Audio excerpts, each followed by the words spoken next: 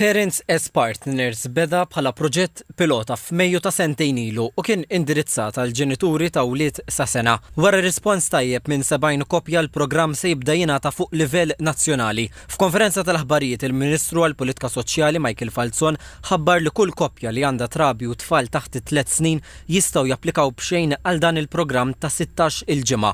Imħaddem minn 10 professjonisti fil-qasam u se jkunu bla ħlas. Huwa ta' sodisfazzjon kbira lina li dan il-programm issa telaq fuq bażi nazzjonali nħarsu l qudiem u għal kontrarju li forsi qed naraw madwarna il-commitment tagħna huwa li nonfqu aktar fis-soċjal u mhux innaqsu min-nefqa soċjali. Iċ-Chairperson tal-Positive Parenting Malta Ruth Xiberas spjegat li l-programm jgħin biex tissaħħaħ il-komunikazzjoni bejn il-ġenituri u jippromovi ambjent ta' stabbiltà, imħabba u serħan il-moħħ għat-tfal tagħhom. Barra minn hekk Positive Parenting Malta qed toffri li tieħu ħsieb it-tfal waqt li l-ġenituri jipparteċipaw fil-programm. Il-feedback huwa pożittiv ħafna, speċjalment mant il-missirijiet li għall-ewwel ikunu daqsxejn xettiċi fuq dal-programm imma mbagħad jammettu kif smajna li il-programm huwa wieħed utli.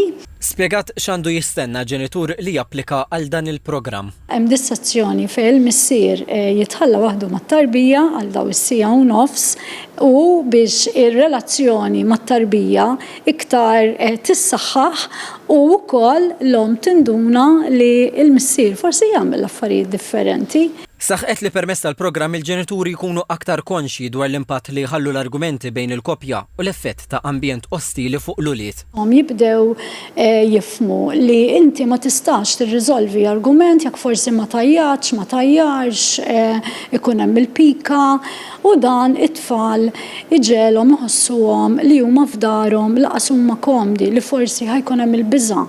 Il-programm huwa offrut b'xejn u bil-parteċipazzjoni volontarja taż-żewġ ġenituri.